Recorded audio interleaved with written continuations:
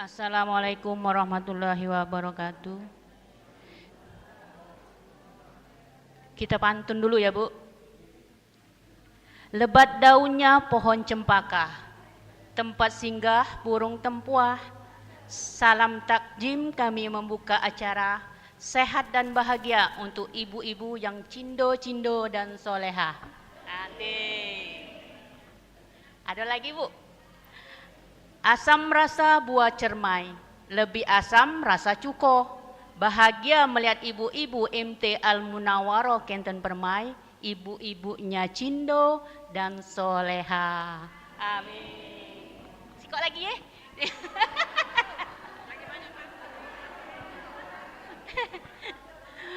Petang-petang menjala ikan, ikan belanak tertangkap tangan. Selamat datang kami ucapkan, salam 10 jari kami ucapkan. Assalamualaikum warahmatullahi wabarakatuh. Alhamdulillahirabbil alamin. Wassalatu wassalamu ala asrafil anbiya wal mursalin Sayyidina Muhammadin wa ala alihi wa sahbihi ajma'in. Rabbi israhli sadri wa yassirli amri wahlul uqdatam min lisani yafqahu qauli. Amma ba'd. Yang terhormat kami ucapkan Ibu Ketua MT Muslimah Al-Munawwaroh yang waktu ini diwakilkan oleh Haja Wasalamah, dan kami hormati juga ibu-ibu pengurus dan seluruh anggota yang selalu dalam limpahan rahmat Allah Subhanahu wa taala. Dan tak lupa hormat kami kepada Ustadz Baldad M. Syarifati, tamu kita ibu-ibu yang sudah berada di tengah-tengah kita. Selamat datang Ustadz. Senang sekali atas kehadiran Ustadz yang berkenan hadir memenuhi undangan kami. Pertama-tama, marilah kita bersama-sama mengucapkan rasa syukur kita kepada Ilahi Rabbi yang telah memberikan kita beragam nikmat yang sehingga pada kesempatan kali ini kita semua dapat berkumpul di majelis yang dimuliakan oleh Allah Subhanahu wa taala. Dan dengan segala kehendaknya kita bisa melaksanakan kegiatan pengajian rutin bulan pada hari ini. Adapun acara pada pengajian kita kali ini adalah 1.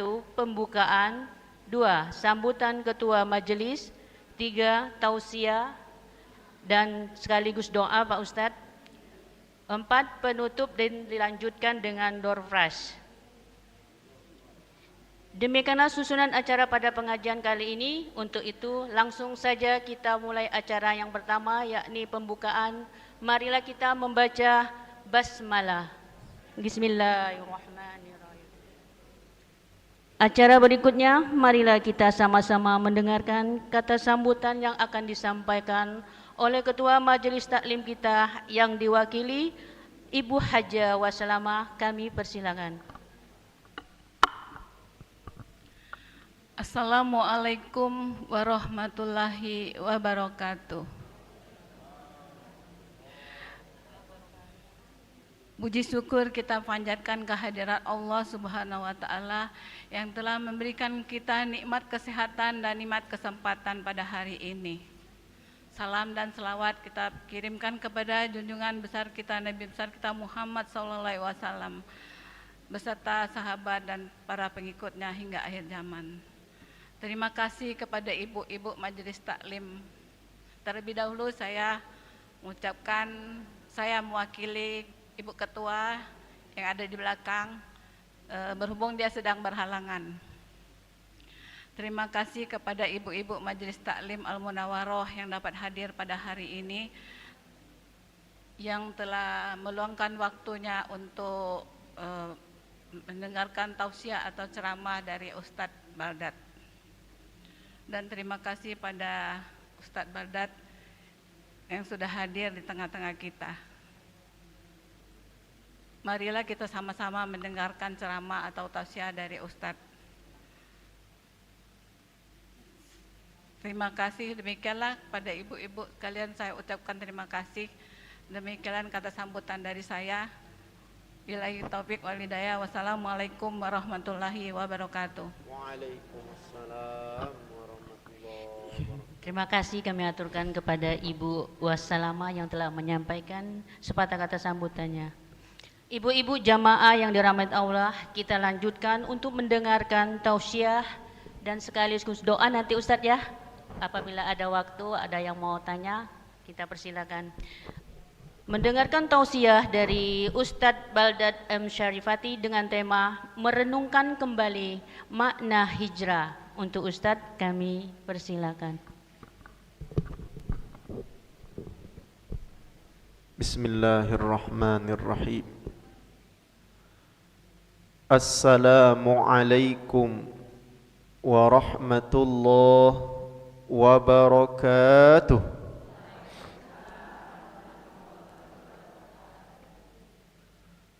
Alhamdulillah,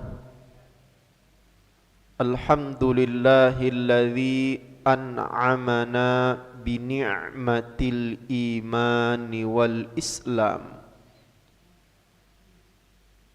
Allahumma salli wa sallim wa barik ala sayyidina Muhammadin asyrafil anam wa ala alihi wa sahbihi wa man tabi'ahum bi ihsanin ila akhiril ayyam, amma ba'du.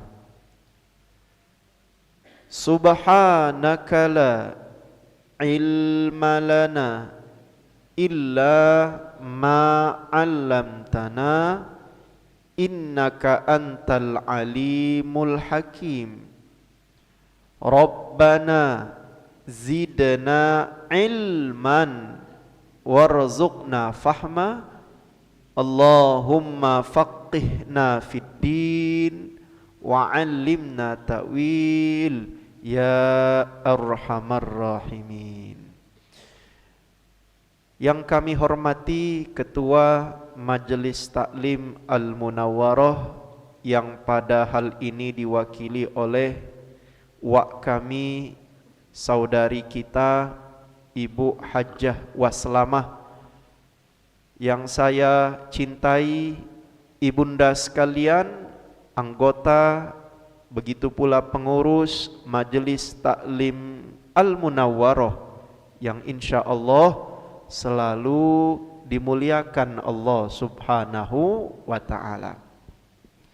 Kita bersyukur kepada Allah, siang hari menjelang sore ini kita berkesempatan duduk di masjid yang mulia dengan niat yang mulia, yang insya Allah duduknya kita pada majelis ini menjadi sebab turunnya banyak keberkahan dari Allah untuk kita semua, insya Allah.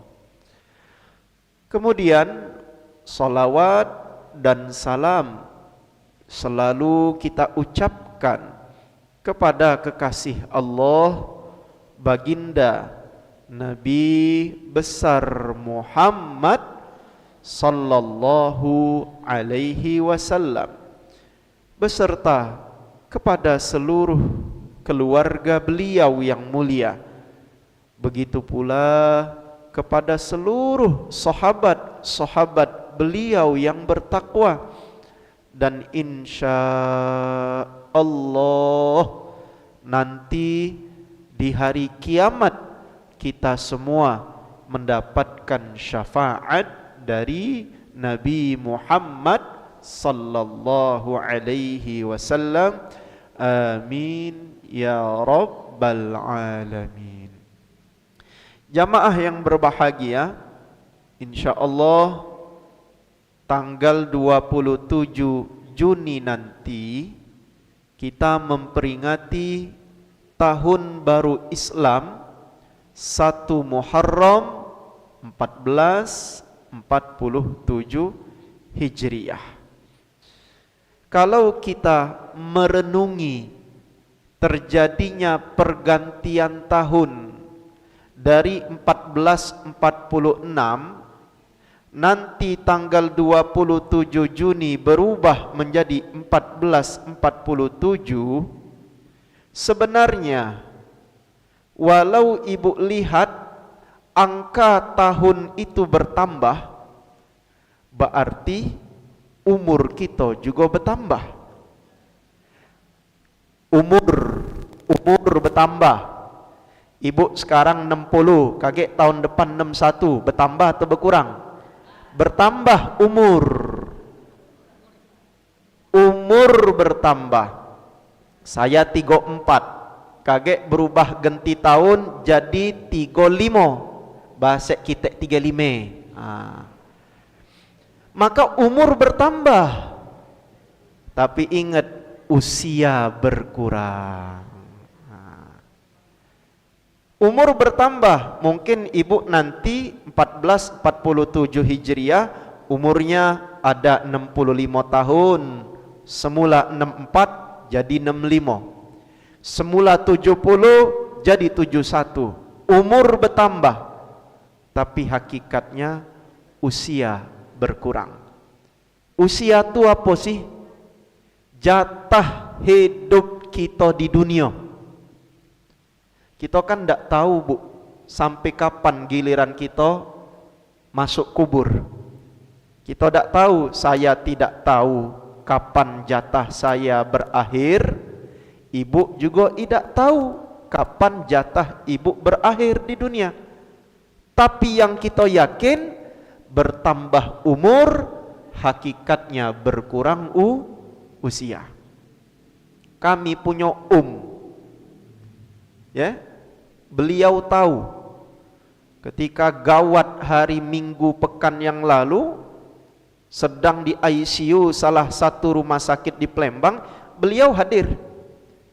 Padahal umurnya jauh di bawah beliau, lebih tua daripada beliau. Tapi ternyata apa yang Allah kehendaki?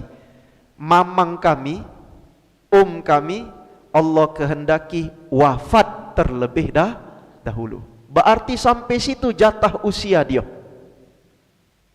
Maka dalam momen tahun baru Hijriah ini, pesan saya pertama, kita harus bermuhasabah diri. Muhasabah diri itu apa sih? Merenungi apa yang sudah aku kerjakan selama aku balik sampai dengan sekarang.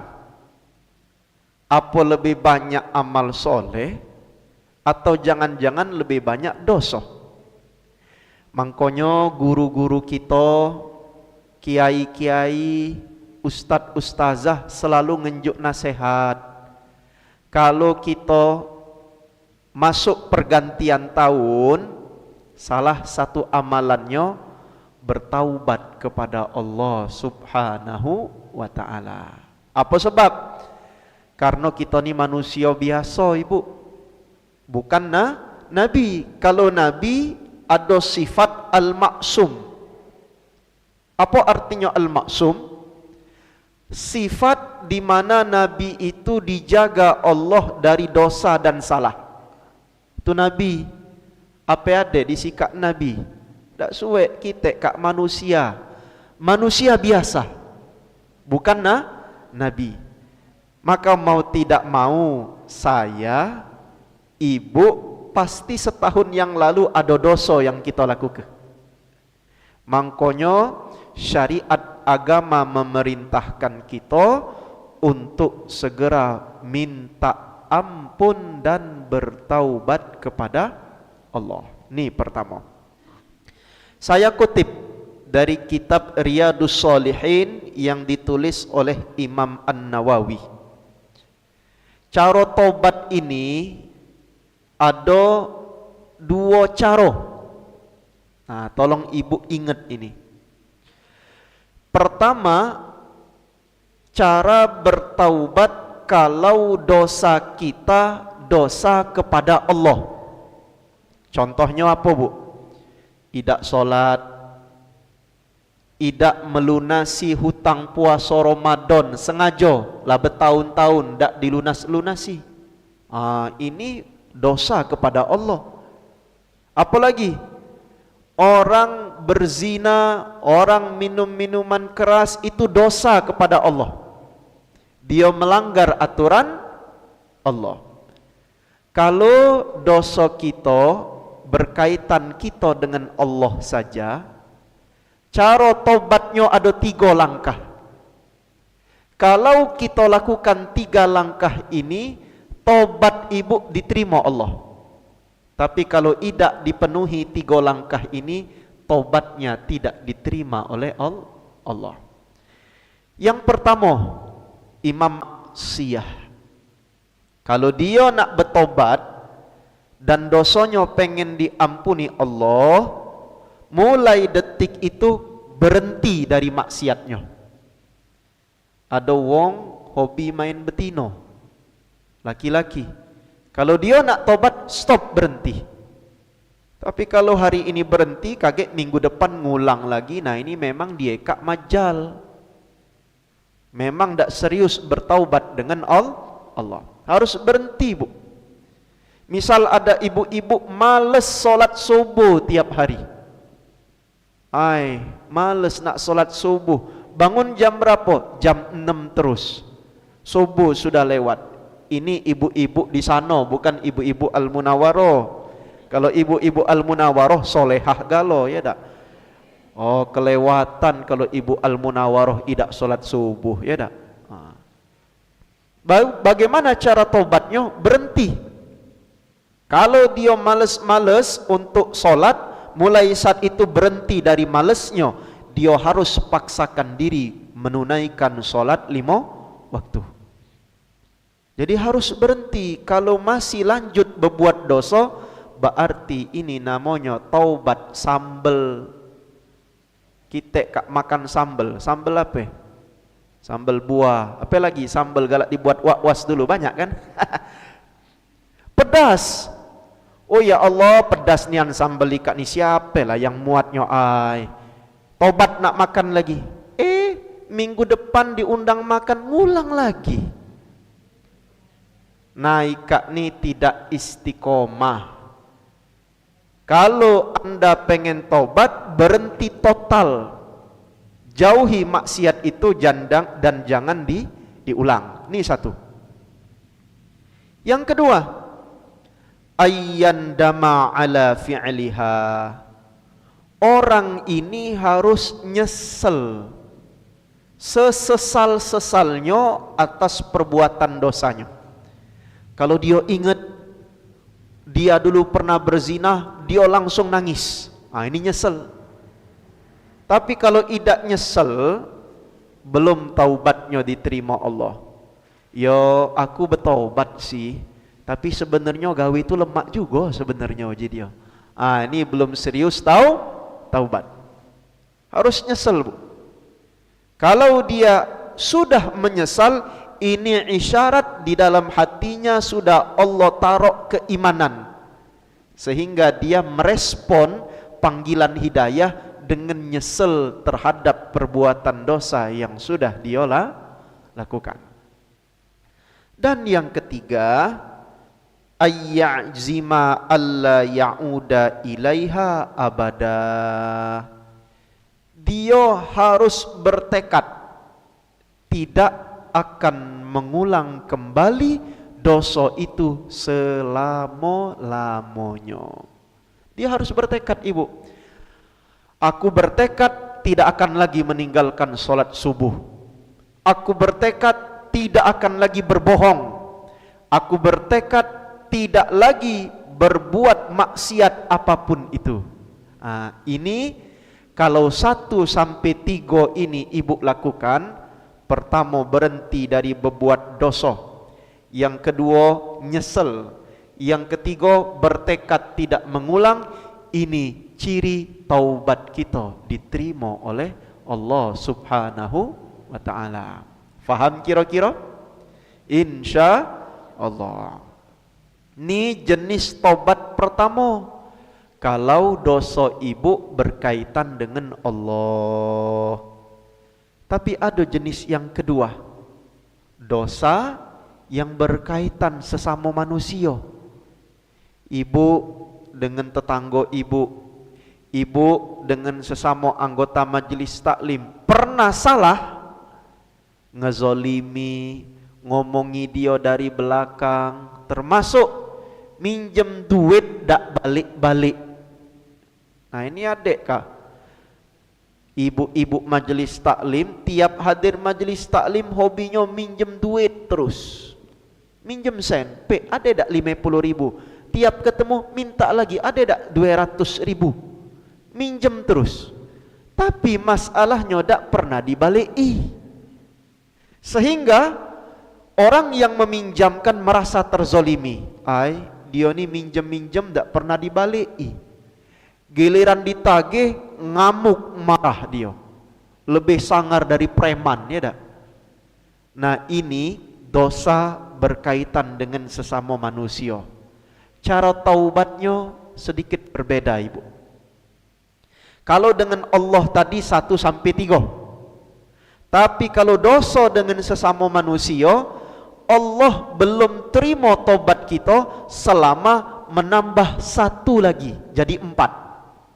1 sampai 3 sama, tapi yang keempat kata Imam An-Nawawi disebutkan di sini, ayyabara'a min haqqi sahibiha.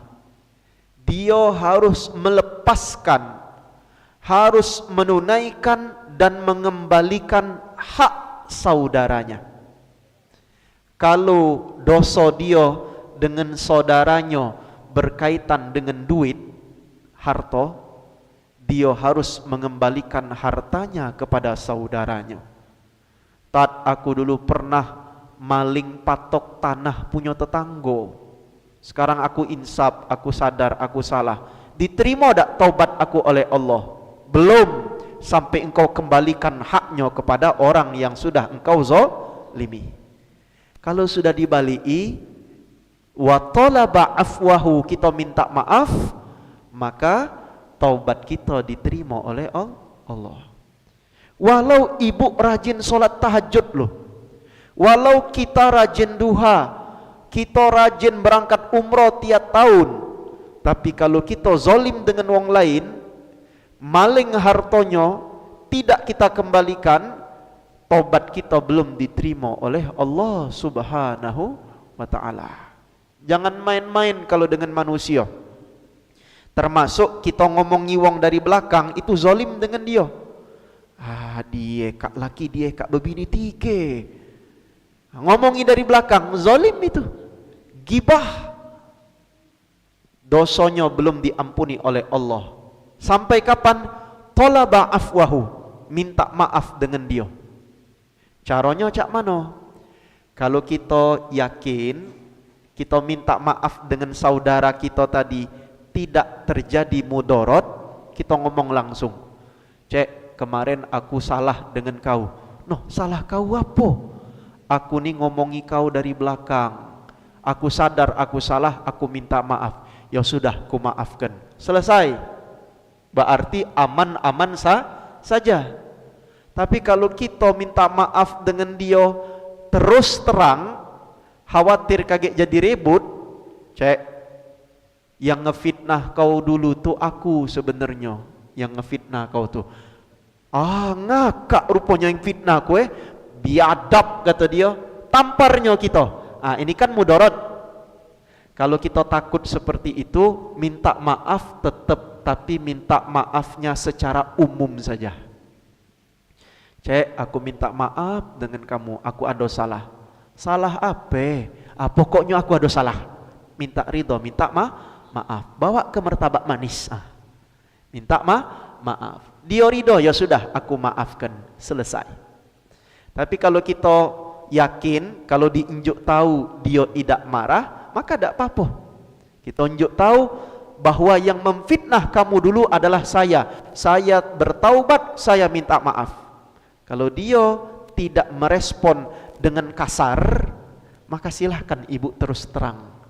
Tapi sekiranya ibu takut kaget dia marah, maka cara minta maafnya yang umum saja.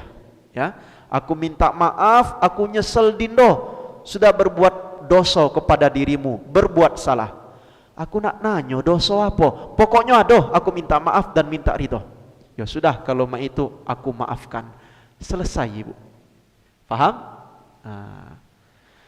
Mak mano hukumnya kalau orang itu maling harta wong lain, tapi ketika dia nak tobat, wong itu yang dia maling hartanya tidak ketemu lagi. Ya kan? Contoh nih, mungkin ada ibu-ibu dulu zaman lagi SMP SMA beli pempek makan 5, ngomong cuman 2. Ya kan? Mungkin ada bu. Mungkin ada zaman-zaman dulu kan. Makan pempek 5 ngomong cuman 2. 3 ni kan maling namanya kan. Tak berkah, haram. Kita nak tobat. Sekarang kita sudah hajjah, kita sudah hadir majelis taklim. Mak manolah ya Allah, aku ni ada rasa dak lemak, dulu pernah makan dak mayar. Caranya cari yang menjual pempek tadi. Kalau ketemu, ngomong dengan dia, "Njuk ke 50.000, nah ini sedekah dari aku, mungkin dulu ada pernah makan pempek kamu dak mayar." Kalau masih ketemu, lah dia kak dak suwek lagi, entah di mana tinggal sekarang. Apalah mati, apalah pindah dia kak balik lagi ke Lumpatan kali kan. Nah, kita dak tahu di mana dia. Kalau kita sudah mencari, lah nyari kemana-mana nih bu, dak ketemu, maka caranya kita cari dulu ahli warisnya. Oh, ada anaknya tinggal di mana? Di Sekojo. Cari anaknya. Njuk ke duit 50.000 tadi dengan anaknya, naik kak sen bapuk nga dulu. Pokoknya terima. Selesai. Taubat anda diterima Allah. Tapi masalahnya yang menjual dak ketemu, keluarganya dak tahu di mana. Nah, kira-kira mak mana cara taubatnya? Cara taubatnya kata para ulama, kita sedekah, masuk ke kotak amal masjid, ngenjuk anak yatim, atau sedekah apapun, niat ke, ya Allah ini sedekah atas nama tukang jual pempek yang dulu pernah aku dak mayar. Kita kan dak tahu namanya. Kalau tahu namanya, sebut namanya. Kalau tidak tahu, maka Allah yang maha tahu sudah tahu itu kemana pahala sedekah itu diberikan kepada si penjual pempek. Sedekah atas nama dia. Kalau dia sudah meninggal dunia, senang dia di alam kubur dapat pahala sedekah. Tapi kalau dia masih hidup dan kita tidak ketemu sama sekali dengan dia, dengan sedekah itu maka sudah cukup melunasi hutang kita. Paham? Ada pertanyaan lagi. Bagaimana jika seandainya kita sudah sedekah atas nama dia, lah ngerasa lunas utang kita, tiba-tiba 2 bulan lagi ketemu di pasar 16. Nah ini tukang jual pempek dulu. Mak manalah kira-kira? Masih lunas tak hutangnya? Kata para ulama, di antaranya penulis kitab I'anatut Talibin, kata beliau, kalau kembali lagi ketemu dengan wongnya, maka hutang kita tadi tetap harus dibayar. Mak mana sedekah kita? Caranya cak ini, kita ngomong dulu dengan dia. Aku nila nyari kamu bertahun-tahun tapi tidak ketemu. Mangkonyo aku sudah bersedekah atas nama kamu senilai hutang yang belum kubayar. Kalau dia ikhlas dan ridho, ya sudah, kalau model mak itu hutangmu lunas, maka kita tidak berkewajiban bayar lagi. Tapi kalau dia ngomong, dak katik-katik ku kak buntu, balik ke sen kak sini, maka tetap wajib kita balik ke duit kita tadi, duit dia, kita balik kepada yang bersangkutan. Sedangkan sedekah yang sudah kita lakukan, pahalanya menjadi pahala kita. Tak sia-sia ibu. Faham? Inilah cara taubat. Kalau dengan Allah 1 sampai 3 tadi. berhenti dari perbuatan dosa, nyesel dari perbuatan dosa, dan yang ketiga, dia itu bertekad tidak mengulang dosanya. Ini kalau dengan Allah. Tapi kalau dengan sesama manusia, tambah sikok lagi jadi 4, kita mengembalikan hak saudara kita kalau berkaitan harta. Tapi kalau berkaitan dengan kezaliman, kita minta maaf dan minta ridho dengan orang yang bersangkutan. Faham? Kalau ini ibu lakukan, dosa ibu diampuni Allah. Kalau misal kita dipanggil Allah, wafat, dosa sudah diampuni, inilah orang yang hakikatnya sudah berhijrah minaz zulumati ilan nur. Dari kegelapan banyak dosa, karena sudah bertaubat, dia dipenuhi cahaya oleh Allah subhanahu wa ta'ala. Makanya ketika dia akan wafat, bahasa kita lanak mutus, orang yang sudah bertaubat dan sudah diampuni oleh Allah, rata-rata wafatnya husnul khotimah. Mutusnya mudah, tak susah. Mutusnya mudah. Tanyalah dengan beliau nih, Wa'was, dengan nenek kami, nenek Cun dulu, meninggalnya lempeng, ditarik ruhnya ke jingoan seperti ibarat menarik benang dari tumpukan jerami. Sangat mudah. Itu ciri wafat husnul khotimah, karena beliau rajin ibadah dulu, rajin zikir tasbih tak pernah lepas.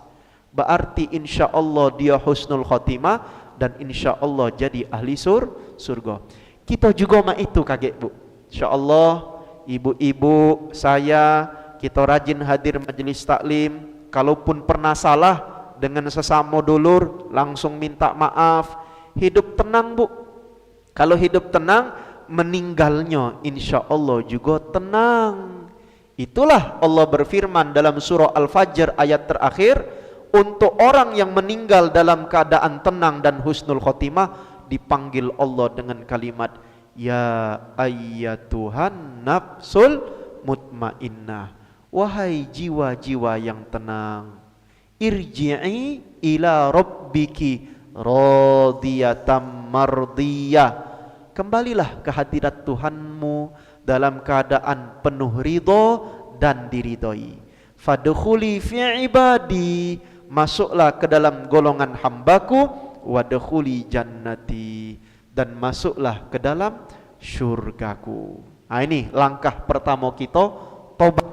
Tahun baru Hijriah ini jadikan momen kita untuk bertaubat kepada Allah. Minta tolong dengan Ustadz Nur, kaget pergantian tahun Hijriah, zikir taubat. Maghrib terakhir bulan Zulhijjah, pergantian masuk Muharram, zikir taubat awal tahun dan akhir tahun. Insya Allah taubat diterima oleh Allah. Ini satu.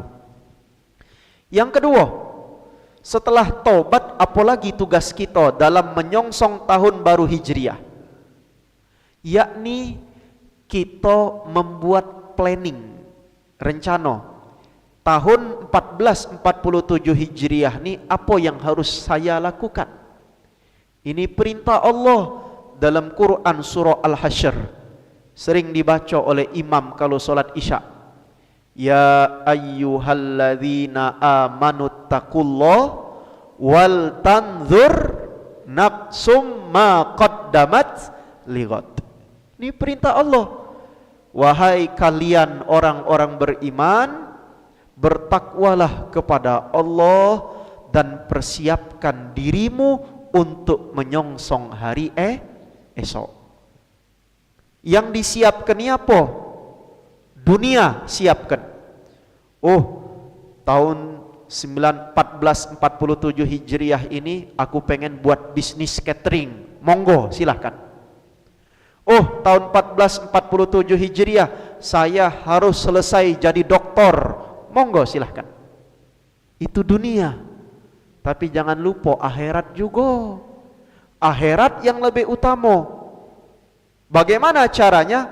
Buat planning.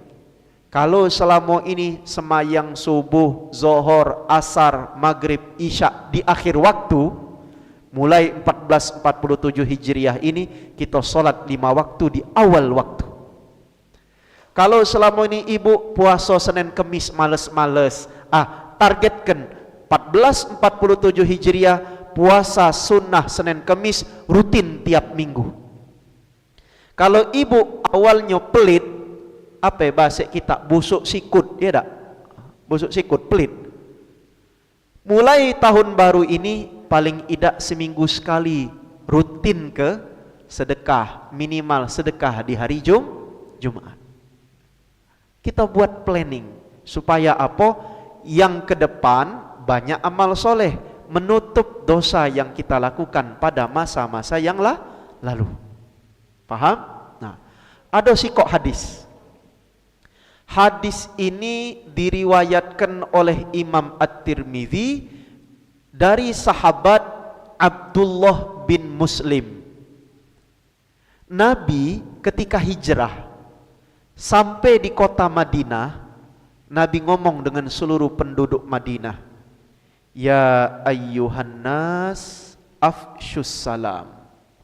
Wahai kalian manusia, tebarkan salam. Wa at'imut ta'am, beri makan orang-orang yang susah.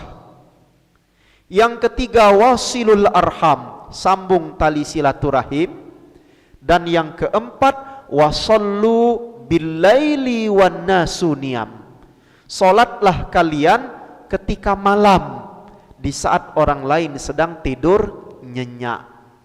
Tadkhulul jannata bisalam, kalian pasti akan masuk surga dengan selamat. Hadis ini hadis sahih riwayat Imam Tirmidzi.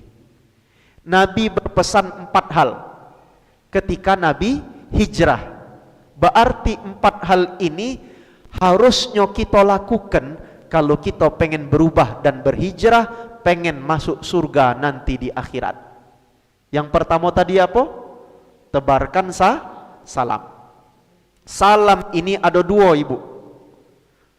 Yang pertama ucapan Assalamualaikum warahmatullahi wabarakatuh.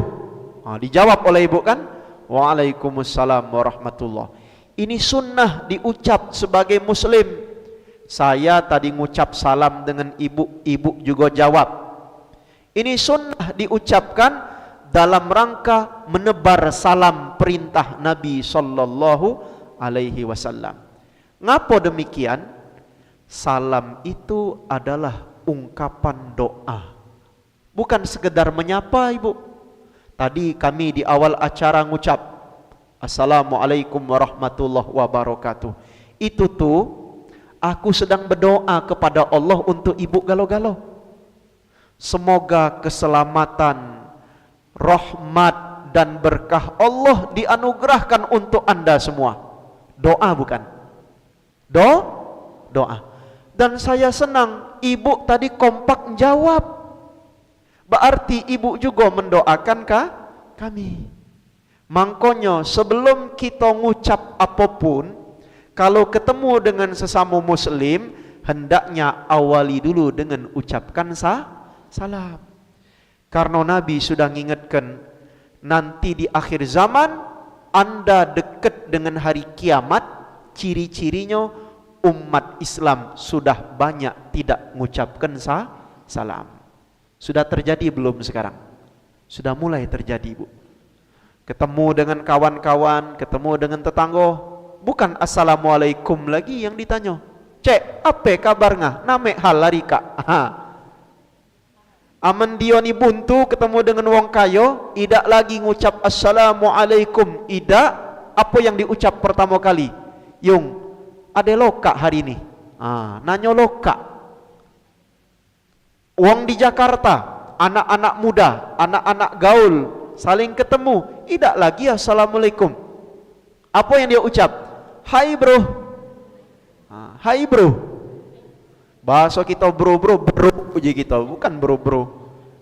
Ucapkan dulu Assalamualaikum. Semoga keselamatan, rahmat dan keberkahan Allah dicurahkan kepada anda. Ini sunnah Nabi yang pertama. Nabi ngajarkan kalau anda pengen hijrah, jadilah orang yang selalu menebar salam. Tapi ada makna kedua. Salam yang dimaksud Nabi bukan saja assalamualaikum, tapi maksud Nabi adalah jadilah orang yang selalu menebar kedamaian. Karena salam dalam bahasa Arab artinya damai, peace. Assalam artinya damai. Nabi juga ngajari kita, kalau anda mengaku sudah hijrah minaz zulumati ilan nur, anda harus menjadi orang yang menebar damai. Nebar damai itu bahasa kita tidak ngeringam. Di mana ibu berada di majelis taklim, berada di organisasi, berada di tetangga, di RT, kita jadi orang yang selalu menebar kedamaian dan kenyamanan. Bukan ngeringam. Ini ada loh, tiap rapat pengurus masjid ngeringam. Tiap rapat ibu-ibu majelis taklim ada besi kok wong kek ngeringam. Mulutnya buat ulah, buat fitnah. Dem tak usah milih dia jadi ketua dia ini itu. Ini kan ngeringam. Nah, ini orang tidak sejalan dengan sunnah Nabi sallallahu alaihi wasallam. Kalau kita pengen hijrah, jadilah orang yang selalu menebar kedamaian dimanapun anda berada. Ini pertama. Yang kedua, wa at'imut ta'am, beri makan kepada orang lain. Nabi nyebut makan, tapi maksud Nabi itu jadilah orang yang peduli dengan lingkungan sekitar. Ada yang susah ditolong. Tetangga kita lapar, lagi buntu, kita ngenjuk dia makan. Ini sifat Nabi sallallahu alaihi wasallam. Maka percuma kalau ada orang mengaku hijrah tapi masih pelit. Percuma kalau ada orang mengaku hijrah tapi tidak peduli dengan orang susah di kanan kirinya. Nah, kita di bulan Muharram ini bagusnya diajari. Kage lanak tanggal 10 Muharram kita amal ke ini. Ngenjuk santunan anak yatim. Tahun lalu kan 2 tahun lalu pernah kami diundang anak yatim kan ceramah siang-siang. Nah, insya Allah ibu sudah lakukan yang 2 ini. Kita sambut tahun baru Hijriah bukan hanya dengan taubat, tapi kita juga berbagi rezeki dengan orang sekitar. Yang kedua. Sekarang yang ketiga, wasilul arham, sambung tali persaudaraan. Kalau anda sudah hijrah, katanya pengen berubah jadi wong soleha, maka kamu yang bermusuhan dengan dulurmu harus minta maaf dan anda harus sambung tali persaudaraan. Walau berat ya, punya masalah dengan wong tu zolim dengan kita. Tapi Nabi menuntut kita salinglah maaf dan memaafkan. Nabi ngomong dalam hadis riwayat Imam Abu Dawud, "Thalathatun la turfa'u salatuhum fawqa ru'usihim shibra." Ada 3 orang, walau dia rajin solat, rajin tahajud, rajin duha, solatnya tidak akan sampai kepada Allah. Siapa satu dari 3 ini? Nabi sebut yang terakhir, wa akhwani mutasarimani, 2 orang saudara saling bermusuhan. Walau mereka tu pakai peci haji, sudah haji 2-3 kali, tapi bermusuhan sesama dulur, solatnya tidak diterima oleh Allah subhanahu wa ta'ala. Harus disambung. Caranya cak mano? Kita minta maaf duluan. Memang kita ringam dengan dia, utang belum dibayar misal, tapi jangan diputuskan tali silaturahim. Sekarang kan ada WA, tinggal SMS, apa kabar Dindo? Kando doakan Dindo sehat walafiat, rezeki tambah luas. Tegur bu, walau kita tuh genyik, dia ni belum bayar utang, tetap ditegur. Mudah-mudahan hari ini Dindo sehat sekeluarga. Buat tanda kutip di bawah, jangan lupa bayar utang. Yang penting ditegur, jangan diputus tali silaturahim. Jangan nian, ai WA-nya ku blok, haram lah nak negor dia lagi. Putus sudah tali persaudaraan kita. Tak boleh ini. Nabi ngomong percuma engkau solat, solat anda tidak akan dilihat dan tidak akan sampai kepada Allah Subhanahu wa ta'ala. Kalau kita sudah minta maaf, kita sudah negor, dia cuek, itu urusan dia dengan Allah. Yang penting kita sudah berusaha menyambung tali silaturahim.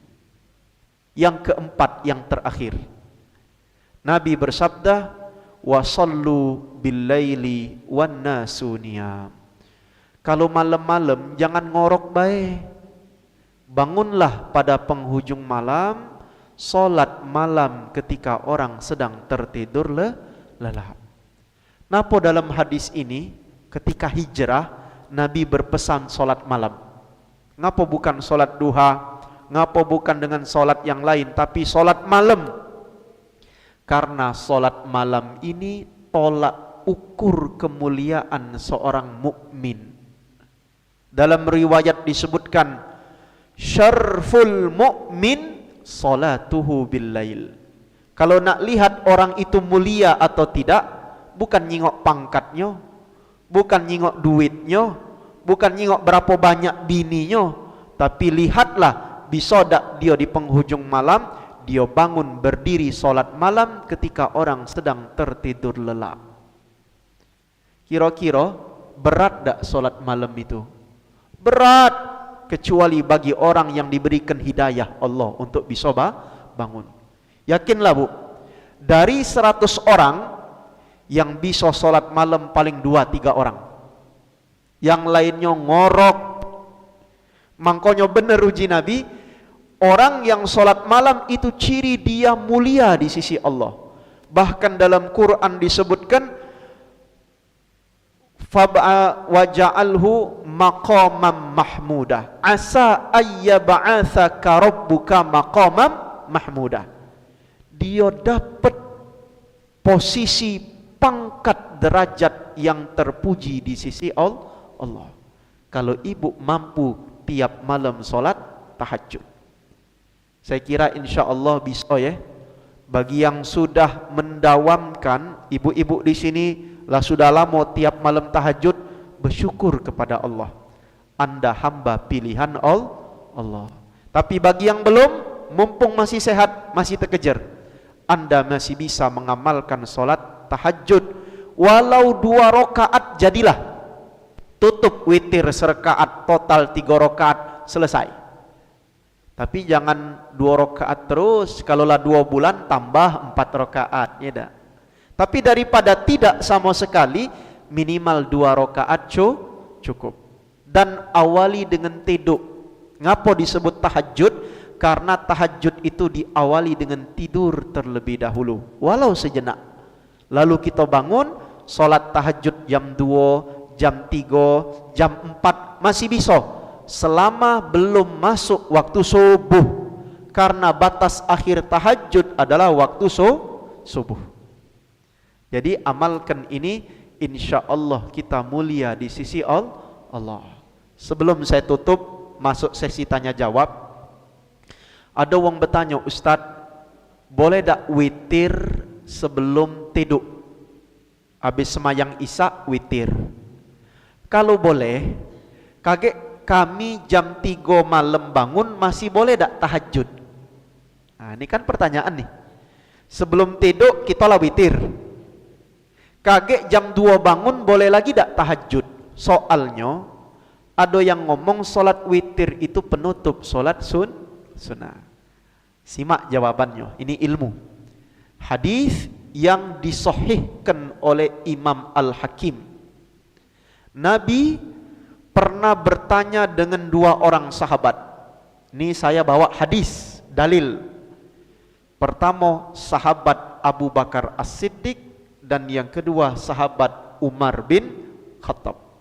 Pertama, Nabi nanya dengan Sayyidina Abu Bakar, Faya Aba Bakrin mata tutir.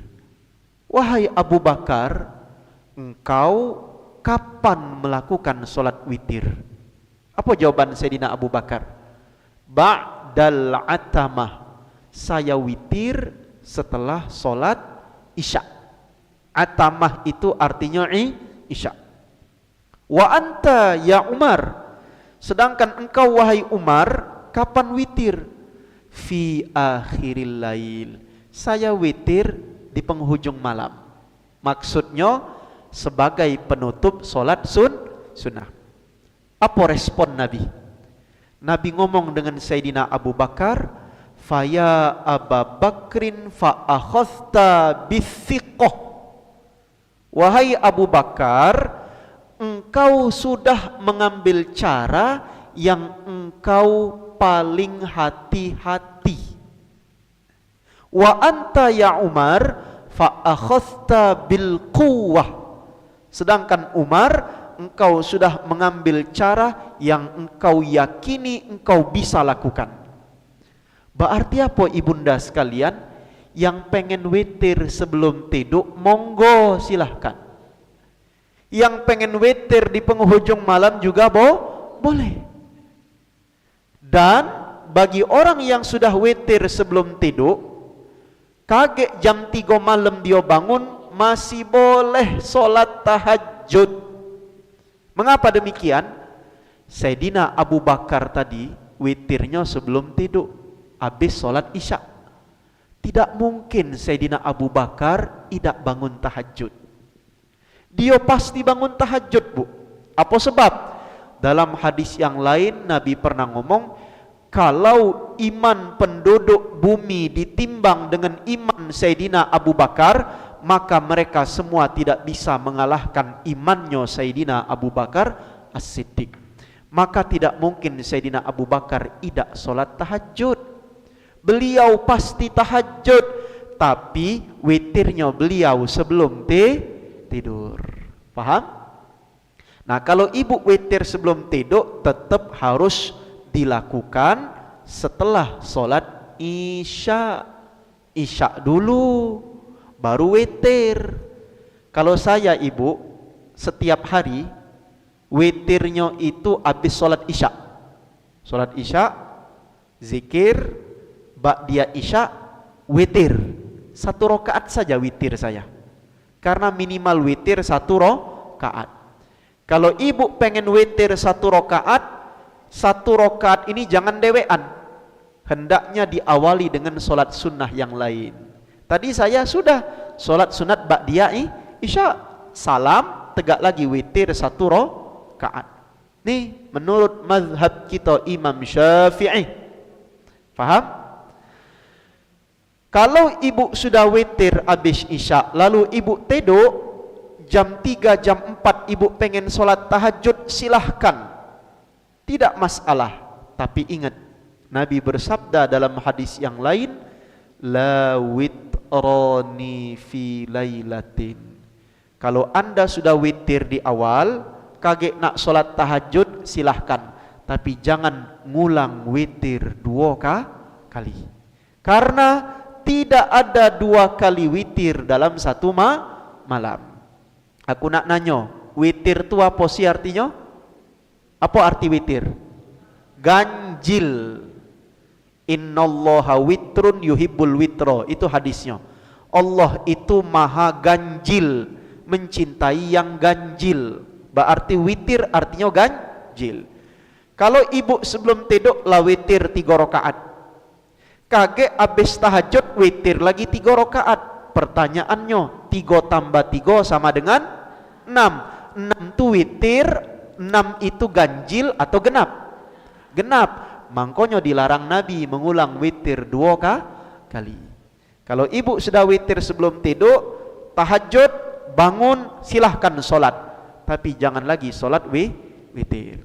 Tapi kalau ibu yakin, aku tiap malam pasti bangun jam 3, maka afdol witirnya diundur, ditunda.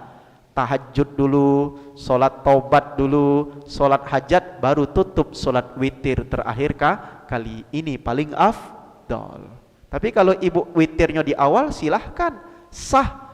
Dan ibu solat tahajud kemudian juga sah. Tapi jangan mengulang lagi solat witir. Faham kira-kira? Nah, Apa janji Nabi tadi sebagai penutup ceramah kami? Kalau kita menebar salam, rajin ngenjuk makan wong, kemudian menyambung tali silaturahim, dan kita rajin solat malam, tadkhulul jannata bisalam. Nabi berjanji Allah akan masukkan Anda ke dalam syurga dengan selamat. Perhatikan kalimat ujungnya, dengan selamat. Berarti ada wong Islam masuk surga, iya masuk surga, tapi tidak selamat, mampir dulu di api neraka 1000 tahun. Aduh, mampir dulu di api neraka 10.000 tahun. Galak apa tidak? Kita tidak galak. Sedetik pun kita tidak mau kan mampir di dalam api neraka. Makanya amalannya 4 ini kata Nabi. Kalau 4 tadi dilakukan, Anda dijamin masuk surga tanpa mesti mampir ke dalam api neraka. Insya Allah. Jadikan 4 hal ini sebagai bekal dalam menyongsong tahun baru. Mudah-mudahan dengan keempat ini diawali dengan taubat, kita benar-benar menjadi orang yang berhijrah dari kezaliman menuju nur cahaya hidayah dari Allah Subhanahu wa taala. Amin ya rabbal alamin. Saya kira ini saja, hampir sejam. Tadi mulai 13:45, ini sudah 14:35, hampir sejam. Saya kira ini saja materi kami pada zuhur menjelang asar kali ini. Sebelum ditutup, masih ada waktu sampai jam 3. Monggo silahkan nak bertanya. Pertanyaan bebas seputar materi boleh, di luar materi juga boleh, nak protes juga boleh. Ustaz, aku tak setuju tadi Ustaz sampaikan, jangan dipendam-pendam ya, nanti kita bahas. Monggo silahkan. Wal akhiru walhamdulillahi rabbil alamin. Kami kembalikan kepada pembawa acara. Sementara menunggu, kami nak nyicip dulu makanan ini. Izin Bu ya. Caknya lemak ini naik ya. Diaturi, silakan. Tak apa-apa, sambil bertanya. Assalamualaikum Dinda. Salam Bunda, silakan Bunda. Aku nak bertanya ya. Itu yang paling utama tuh sholat taubat apa sholat awabin? Baik. Katanya sholat awabin itu sama dengan sholat taubat.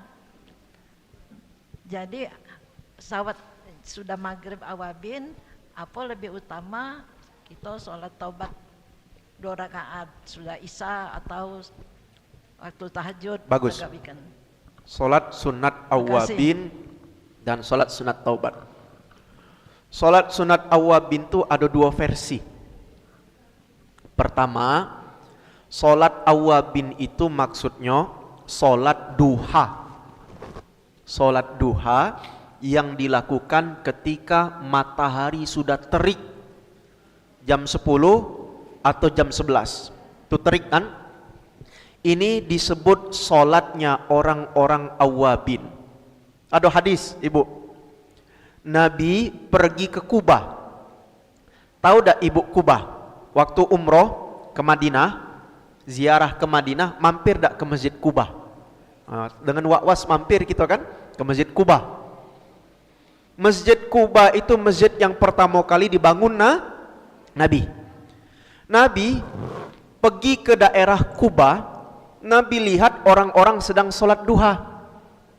Lalu Nabi bersabda, tilka sholatul awabin idza ramadatil fisal minat duha.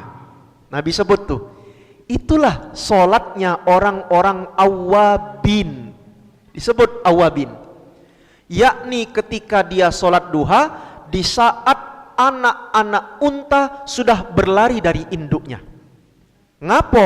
Karena saking teriknya matahari. Ini menunjukkan sholat duha memang sudah boleh jam 7 pagi boleh sah, jam 8 sah, tapi yang paling afdol duha itu jam 10 ke atas karena matahari sudah terik. Paham? Ini yang paling afdol. Ini solatnya orang-orang awabin. Makanya ada ulama yang mengatakan solat awabin itu solat duha ketika matahari sudah panas. Tapi jangan dekat ke zuhur, jam 10 sampai jam 11. Satu ya. Ada yang kedua, hadis Nabi juga. Siapa yang solat di antara maghrib dan isya 6 rakaat, maka diampuni dosa-dosanya selama 12 tahun. Itu ada hadisnya. Solat yang disebut Nabi 6 rakaat ini, kata para ulama, inilah solat sunnah awabin. Orang yang selalu gemar kembali bertaubat kepada Allah. Caranya cak mano? Boleh ibu lakukan dengan cara 6 rakaat itu 2 rakaat salam, 2 rakaat salam, 2 rakaat salam. Niatnya boleh dengan cara usolli sunnatal awabin rakaataini lillahi ta'ala. Monggo. Afdol. Tapi guru-guru kami justru mengatakan lebih bagus cak ini dat uji dia. 6 rakaat itu adalah 2 rakaat ba'diyah maghrib. Niatnya ba'diyah. Lalu tambah 2 rakaat solat sunat taubat. Niat solat sunat taubat. Lalu tambah 2 rakaat lagi solat sunat hajat. Total berapa? 6 rakaat. Maka Anda sudah melakukan solat awabin. Jadi monggo terserah. Ibu nak solat awabinnya niat usolli sunnatal awabin 6 rakaat, monggo. Tapi kalau saya cukup dengan 2 rakaat ba'diyah maghrib, 2 rakaat solat taubat, 2 rakaat solat sunat hajat, itu sudah sama dengan solat sunat awabin. Terserah, dua-duanya afdol. Kalau saya pakai cara yang tadi, ba'diyah maghrib, taubat dan solat sunat hajat total 6 rakaat, maka itu sudah dianggap solat sunat awabin. Paham? Insya Allah. Yang lain silakan.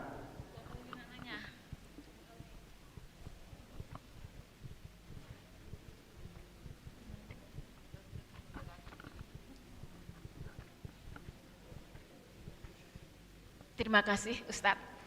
Monggo. Ilmu yang disampaikan. Ini ada sesuatu yang mengganjal Ustadz. Bila kita salah dengan Allah, cara kita yaitu bertobat. Apakah dengan tobat ini kita sebutkan, ya Allah, kami telah berbuat ini. Ampunilah hamba ya Allah. Terus yang kedua, apakah ada doa khusus untuk kita bertobat dengan Allah? Baik. Ya. Saya bacakan dari kitabnya ya. Imam An-Nawawi di dalam kitab Riyadhus Shalihin. Di sini disebutkan, wajibu ayyatuba min jami'iz dzunub. Orang yang bertobat itu wajib bertobat dari semua dosa. Semua dosa ini caranya bisa disebut satu-satu. Ya Allah, saya pernah mencuri. Ya Allah, saya pernah tidak sholat subuh. Monggo disebut satu persatu. Tapi boleh dengan kalimat yang bersifat jawami'il kalim. Singkat, padat, jelas, tapi maksudnya sama. Apa caranya? Ya Allah, aku datang kepadamu membawa dosa yang banyak. Ampuni semua dosa-dosaku. Kalimat semua di situ sudah include dosa maling, dosa tidak solat, dosa korupsi, dosa zina, masuk di situ. Paham? Nah, tapi kalau dia tidak menyebut semua, maka yang diampuni Allah hanya dosa yang dia niatkan dalam taubatnya saja. Contoh, ya Allah, aku tadi pagi tidak solat subuh, aku memohon ampun dan bertaubat kepadamu. Yang diampuni Allah dosa tidak solat subuhnya baik. Sedangkan dosa dia pernah maling, itu belum diampuni oleh Allah Ta'ala. Bahkan Imam An-Nawawi mengatakan, fa in taba min ba'diha sahhat taubatuhu inda ahlil haqq min dzalika dzambi wa baqiya 'alal baqi. Jika orang bertaubat dengan sebahagian dosa saja, maka diampuni dosanya dari sebahagian dosa itu. Sedangkan sisa dosa yang lain dia mesti bertaubat ulang. Makanya kalau pengen galau-galau boleh diucap semua atau cukup dengan kalimat, ya Allah ampuni semua dosa-dosaku yang aku sadari atau tidak aku sadari, yang aku sengaja tidak aku sengaja, dalam keadaan sembunyi atau terang-terangan, ampuni semua dosa-dosa kami. Bagus kan kalimatnya? Ini kalimat paling sempurna. Tapi ada sikok ibu. Nih, kalau ibu pengen diampuni dosa-dosanya, include galau-galau, dosa kecil, dosa besar, sengaja, tidak sengaja, tersembunyi ataupun terang-terangan, apa caranya? Salat sunat tasbih. Tuh, hadis riwayat Sayyidina Abdullah ibn Abbas. Dulu kita pernah salat tasbih, saya sudah jelaskan kan hadisnya. Siapa yang melakukan salat tasbih ini, kata Nabi, ghafarallahu dzambahu awwalahu wa akhirahu. Semua dosanya diampuni Allah dari awal sampai akhir. Saghirahu wa kabirahu, dosa kecil sampai dosa besar. Sirrahu wa alaniyatahu, dosa yang tersembunyi atau yang terang-terangan, semuanya diampuni oleh Allah. Berarti solat tasbih itu lebih dahsyat dari solat taubat. Faham? Ngapa demikian? Solat tasbih dibanding dengan solat taubat, yang lebih berat solat mana? Solat tasbih. Solat taubat 2 rakaat baca inna toina, rakaat kedua kulhu, selesai 3 menit. Tapi kalau solat tasbih kita dulu berapa jam, berapa menit? 40 menit baru selesai 4 rakaat. Oh, 4 rakaat 40 menit dulu pernah kami ngimam kan. Memang berat solat tasbih itu. Rukuknya lama, sujudnya lama. Karena kita ikhlas, wajar Allah karuniakan ganjaran diampuni semua dosa-dosanya. Paham? Nah, jadi itu salah satu contoh. Adapun doanya banyak ibu. Doa taubat Nabi Adam, Rabbana zalamna anfusana wa illam taghfir lana wa tarhamna lanakunanna minal khasirin. Doa taubatnya Nabi apa yang dimakan oleh iwak tuh? Nabi Yunus. La ilaha illa anta subhanaka inni kuntu minadz zalimin. Atau sayyidul istighfar diajari Nabi Muhammad sallallahu alaihi wasallam. Allahumma anta rabbi la ilaha illa anta khalaqtani wa ana abduka wa ana ala ahdika wa wa'dika mastata'tu a'udzubika min syarri ma sana'tu abu'u laka bi ni'matika alayya wa abu'u bi dzambi faghfirli. Tak hafal, buka Al-Maksurat, ada di situ doa Allahumma anta rabbi sayyidul istighfar. Itulah jawabannya. Walhamdulillahi rabbil alamin. Silakan yang lain. Assalamualaikum warahmatullahi wabarakatuh. Warahmatullahi wabarakatuh. Saya akan bertanya masalah hutang piutang tadi kembali, Ustadz. Kalau tadi Ustadz menjelaskan tentang orang yang berhutang membayarnya kembali. Ini yang akan saya tanyakan adalah orang yang memberi hutang, Dok. Orang berhutang kepada kita tagih, orang tuh nggak mau bayar. Terus karena yang menghutang tadi merasa kesal, dia sampai berucap begini, saya cukup hanya menagih sama kamu 3 kali. Nanti untuk selanjutnya kamu berurusan di akhirat aja. Baik. Itu Baik. bagaimana ininya, Dokter? Itu yang akan saya tanyakan. Ya, kita jawab kasih. ya. Kalau tadi yang saya bahas wong yang berutang, yang minjem. Ini wong yang berpiutang, yang memberikan hutang, namanya orang yang berpiutang. Bagi orang yang berpiutang, Allah sudah atur di dalam Quran surah Al-Baqarah juz yang ketiga. Saya lupa persis nomor ayatnya, tapi ayatnya berbunyi, wa in kana dzu usratin fanadhiratun ila maisarah. Jika seandainya orang yang engkau beri hutang dalam keadaan susah nak bayar hutangnya, maka engkau, kata Allah, berikan tempo atau berikan masa waktu sampai dia memiliki kelapangan rezeki untuk membayar hutang. Ini adab. Kalau kita nak minjemkan duit, harus siap memberikan tenggang tempo yang lebih jika dia tidak dan belum mampu untuk melunasi hutang. Ini boleh, Bu, dan ibu dapat pahala memberikan tempo. Selama ibu beli tempo sebulan lagi, sebulan itu dapat pahala ibu. Luar biasa. Ya, faham? Nah, diberi tempo. Nih satu, belum selesai saya. Dia diberi tempo, maka insya Allah kalau dia ada rezeki, nanti dia akan lunasi hutangnya. Kemudian sudah diberi tempo, kita tagih. Inilah sudah jatuh tempo yang kedua, bayarlah cek utang. Dia belum mampu juga membayar, bahkan marah. Kamu ni cak buntu be, ngarep duit utang punya aku je dia. Ya kan? Bahkan di video YouTube banyak bawa parang keluar rumah. Padahal kemarin dulu minjem duit ke rumah kita, nangis darah dia minjem duit. Giliran ditagih bawa parang keluar rumah. Apa kata Allah? Wa antasaddaqu khairul lakum in kuntum ta'lamun.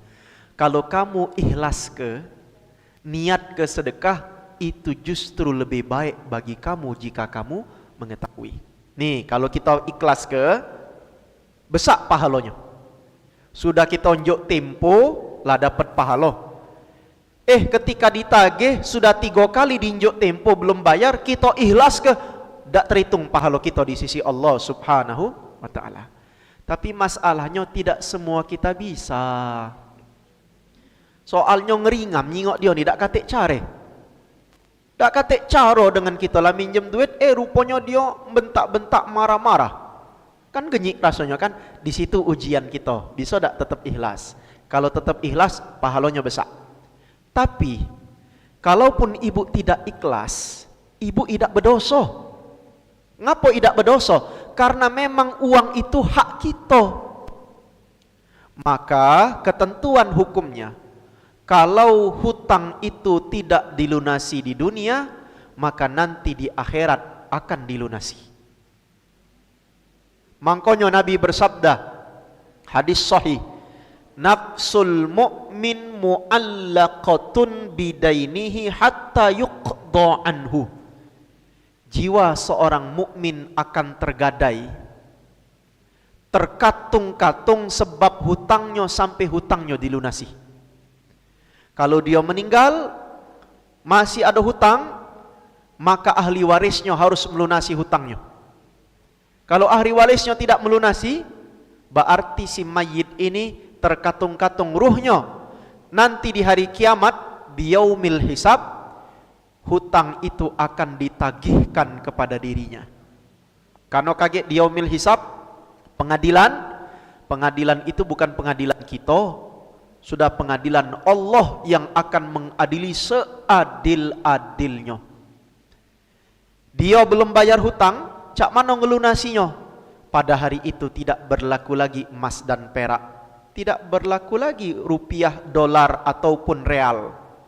Pada hari itu apa yang berlaku? Mentransfer amal soleh kita. Kalau kita punya hutang dengan uang belum bayar, mati, sengaja tidak kita bayar sampai kita mati, nanti di akhirat cara ngelunasinya pakai amal soleh kita ditransfer ke dia senilai hutang. Tapi jika seandainya kita tak kata amal soleh, semayang ida, puasa ida, bangkang dengan laki lah iyo, punya hutang banyak, belum dibayar, di akhirat nanti dosa orang yang memberikan hutang, dosa orang yang memberikan hutang dibebankan kepada kita yang hutang. Oh rugi bu. Makanya kata para ulama kalau punya hutang selesaikanlah di dunia. Jangan sampai diselesaikan di akhirat. Harusnya masuk surga gara-gara membayar utang, habis pahala kita akhirnya masuk neraka. Maka tidak masalah. Tadi ibu mengatakan saya sudah 3 kali menagih, Anda tidak mau bayar, saya tagih nanti di akhirat. Kaget di akhirat ditagih dan ibu tidak berdosa, sebab itu memang hak ibu. Tapi kalau ibu nak pahala besar nian, ikhlaskan. Wa anta saddaku khairul lakum in kuntum ta'lamun. Tapi saran saya, kalau ingin mengikhlaskan hutang tersebut, diinjuk tahu dengan dia. Cek, aku tuh ringam dengan kau mayar utang lah 2 tahun tak terbayar-bayar. Ya sudahlah, aku ikhlaskan sekarang. Tapi mohon maaf kalau kau nak minjem, aku tak bisa nak minjem ke lagi. Sudah selesai. Ya, itu lebih baik bagi ibu jika kita mengetahui besar pahalanya. Zaman sekarang saya kasih pesan dengan ibu nih. Memberi hutang kepada orang lain boleh berpahala. Tapi zaman sekarang pilih-pilih kalau nak minjem ke duit dengan wong. Ya, pilih-pilih karena kaget pertimbangkan kesehatan kita bu. Kita minjemkan duit dengan wong, dia kaget belari bawa duit kita, liburan dia ke Bali, liburan dia ke Singapura. Yang pening kepala kita, ya kan? Yang pening kepala kita, dia ni baca tak balikkan duit, akhirnya sakit kena stroke. Yang rugi siapa? Kita dewe. Makanya kalau kami sekarang, saya pribadi, ada ustadz minjem duit, mohon maaf aku tak mau lagi minjem ke duit. Karena berapa iko ustadz tak balik kenyo duit sampai sekarang. Dari 2018 ada siko ustadz minjem duit dengan kami tak balik-balik sampai sekarang. Padahal ustadz dia tuh. La ilaha illallah. Makanya saya sekarang tidak mau lagi meminjamkan uang. Dia datang ke rumah, ustadz minjem duit 2 juta. Untuk apa nggak 2 juta? Nak bayar SPP anak. Oh mohon maaf aku tak bisa minjamkan duit. Tolak dengan baik-baik. Tapi aku ada 300.000. Nah ini 300.000 ambillah sedekah dari aku. Dia bawa balik, pulang ke rumah tidak membawa tangan kosong, bawa 300.000. Sedangkan kita tenang karena itu sedekah. Sehingga ikhlas kita, ya sudah ambillah 300.000 kecil baconnya ji kita kan. 300.000 sudah sedekah. Dia balik tidak tangan kosong, kita juga tenang. Tapi kalau kita pinjamkan 50 juta, 100 juta, pasti dalam hati ibu ada degap-degup, dibalik ke dak duit aku nih. Seminggu, 2 minggu kakek mulai gelisah. Ujung-ujungnya sakit kena stroke. Itulah. Makanya kita perlu pertimbangkan di zaman sekarang. Kalau nak minjemkan uang duit, pertimbangkan secara matang-matang. Bagi yang hobi minjem, berhentilah hobi minjem duit. Ini Nabi ngomong hadis yang lain. Innar rajula idza gharimah. Seseorang yang hobi minjem duit, haddatsa fakadzaba wa wa'ada fa akhlafa. Biasanya wong yang hobi minjem duit ngomong selalu berbohong. Yo bulan depan ku bayar. Rupanya la salam wala kalam, ngilang bulan depan. Bohong dak? Wa idza wa'ada fa akhlafa. Kalau dia berjanji selalu diingkari, iyalah harusnya jatuh tempo bayar, selalu dia ingkari menunaikan bayar hutangnya. Maka ini sifat orang munafik. Jadi hobi berutang itu bisa menjadikannya orang yang munafik. Na'udzubillah. Itulah jawabannya, walhamdulillahi rabbil Sikok lagi Ustaz, alamin. sikok lagi. Sebelum meninggal, seorang bapak dia manggil anaknya, aku tak punya utang, tapi utang orang tuh banyak di map itu katanya ya, jangan ditagih. Nama mana itu? Baik. Surat itu ada, nama berutangnya ada, cuman pesan sebelum meninggal 3 hari jangan ditagih katanya. Baik, berarti kalau meninggal jangan ditagih. Begini, itu larinya hibah atau sedekah dari orang tua. Dia kan tak katik hutang, tapi wong lain punya hutang dengan dia, berarti duit dia di wong lain kan. Harusnya kalau dia meninggal, uang di orang lain itu jadi harta waris bagi anak-anaknya. Tapi masalahnya sebelum dia meninggal dia ngomong, "Dak usah ditagih, bapak sudah ikhlas." Berarti itu sudah dihadiahkan atau disedekahkan sang bapak kepada semua orang tadi. Maka ketika sang bapak meninggal, itu bukan lagi harta waris. Karena apa? Karena sudah dia hibahkan semasa dia hidup.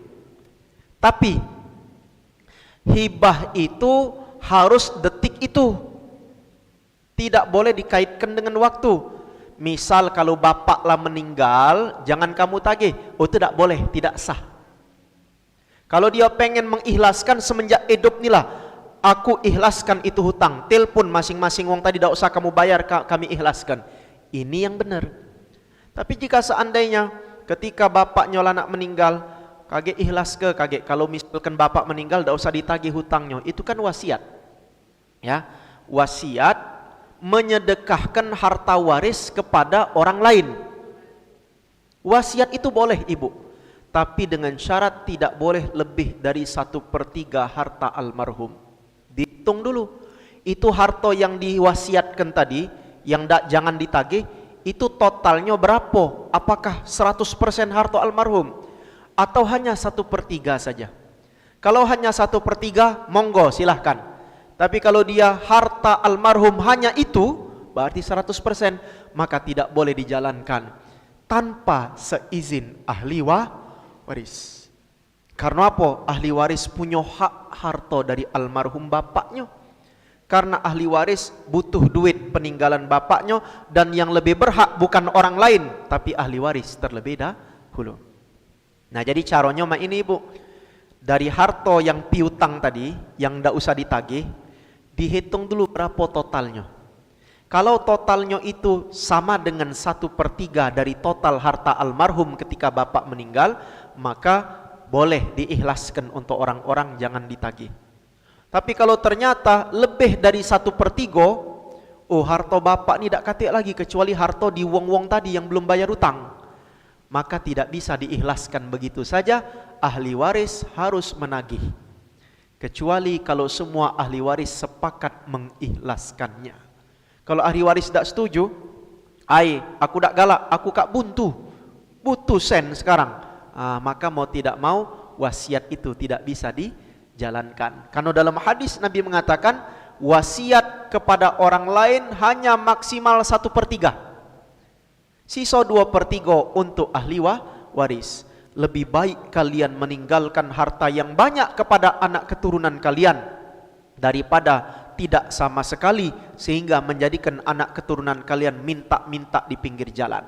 Ini ada hadisnya di dalam kitab Riyadhus Shalihin, kalau tidak salah pada bab Al-Ikhlas, bab yang pertama. Paham? Insya Allah. Baik, cukup ya. Sudah pukul 3. Ada ibu-ibu nak bertanya? Ada?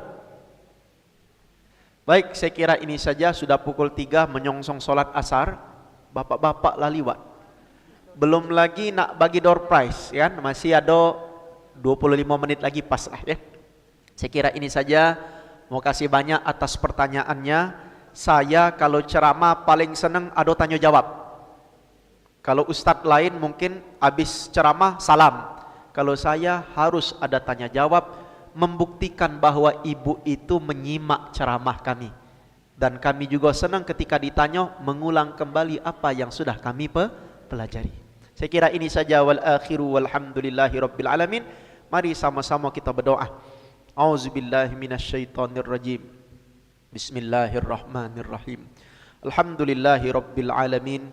Wassalatu wassalamu ala sayyidina Muhammadin wa ala alihi wa ashabihi ajma'in. Allahumma la tada' lana dhanban illa ghafartah. Ya Allah, jika seandainya kami memikul dosa yang begitu banyak, ampunilah semua dosa-dosa kami. Wala maridun illa syafaitah. Jika seandainya ada di antara kami yang sedang sakit, sembuhkan ia dari penyakitnya. Wala dainan illa qadaitah. Jika seandainya ada di antara kami yang sedang terlilit hutang, maka lunasi semua hutang-hutangnya. Wala hajatan min hawaijid dunya wal akhirah illa qadaitaha ya arhamar rahimin. Dan jika seandainya ada di antara kami memiliki hajat dan cita-cita luhur, kabulkan dan wujudkan semua hajat dan cita-cita luhurnya. Allahumma inna nas'aluka imanan kamilah. Ya Allah, kami memohon kepadamu iman yang sempurna. Wa yaqinan shadiqah, keyakinan yang membenarkan apa yang telah Engkau turunkan. Wa ilman nafi'an, anugerahkan kepada kami ilmu pengetahuan yang bermanfaat. Wa rizqan wasi'an, begitu pula rezeki yang luas. Dan halalan thayyibah. Innaka antas sami'ud du'a, sesungguhnya Engkau zat yang mendengar semua doa hamba-hambamu. Ya Allah biha, ya Allah biha, ya Allah bihusnil khatimah. Duhai Allah, jika waktunya tiba, malaikat maut menjemput kami harus berjumpa denganmu di penghujung akhir hidup kami di dunia. Jadikan kami wafat semua dalam keadaan husnul khatimah. Jadikan semua kami wafat dalam keadaan mengucapkan La ilaha illallah Muhammadur Rasulullah. Dan jadikan kami semua hamba-hambamu yang nanti di akhirat berkumpul bersama di dalam syurgamu yang tertinggi bersama Nabi Muhammad sallallahu alaihi wasallam. Rabbana atina fid dunya hasanah wa fil akhirati hasanah wa qina adzabannar. Wa sallallahu ala sayidina Muhammad wa ala alihi wa sahbihi wa baraka wasallam. Walhamdulillahi rabbil alamin. Lebih dan kurang kami minta maaf, kepada Allah kami minta ampun.